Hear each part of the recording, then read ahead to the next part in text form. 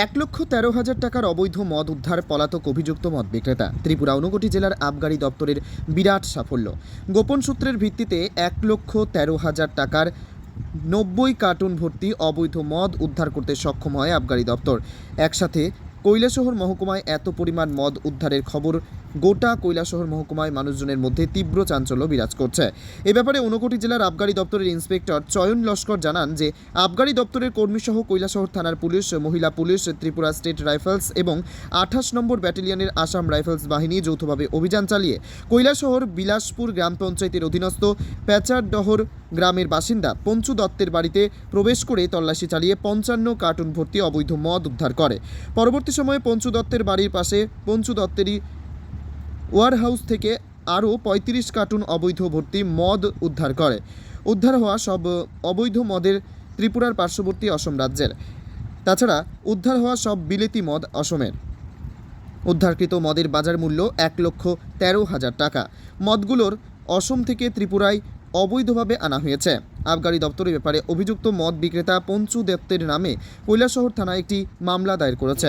উল্লেখ্য, ২০১৮ সালে ত্রিপুরায় বিজেপি সরকার প্রতিষ্ঠা হওয়ার পর থেকে পঞ্চু দত্ত ঠিকাদারির কাজ শুরু করলেও পঞ্চু দত্ত বিগত ১৫ বছর ধরে অবৈধভাবে অসম থেকে ত্রিপুরার মদের ব্যবসা করছে।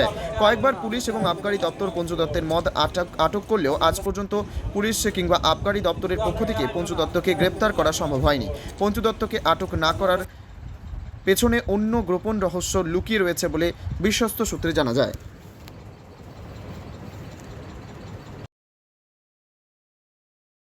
আমরা ঊনকোটি আবগারি দপ্তর, কৈলাসহর পিএস, টিএসআর এবং 28 ব্যাটালিয়ন আসাম রাইফেলসের যৌথ উদ্যোগে পেচারডহর এরিয়াতে একটা জয়েন্ট রেড করা হয়। যখন আমরা রেড করি, আমরা একটা গোপন খবরের ভিত্তিতে পঞ্চু দত্ত নামে একজন চোরাই মদ বিক্রেতার বাড়িতে উপস্থিত হই। তখন পঞ্চু দত্তকে বাড়িতে পাওয়া যায়নি, কিন্তু ওনার স্ত্রী এবং পাড়া প্রতিবেশীরা ওখানে সাক্ষী হিসাবে উপস্থিত ছিলেন। সবার উপস্থিতিতে সমস্ত নিয়মকানুন মেনে আমরা যখন ওখানে সার্চ অভিযান চালাই, তখন ওইখান থেকে ৫৫ কেস আসামের তৈরি বাংলা এবং বিলেতি মদ উদ্ধার হয়। তারপর পঞ্চু দত্তের ওয়ারহাউস, যেটা ওনার বাড়ির কাছেই পেচারডহরই অবস্থিত, ওই জায়গা থেকে আরও ৩৫ কেস আসামের তৈরি মদ উদ্ধার হয়। পঞ্চু দত্ত উপস্থিত না থাকায় ওনাকে গ্রেফতার করা যায়নি, কিন্তু আমরা একটা কেস নিয়েছি এবং এই কেসটা লঞ্চ করা হবে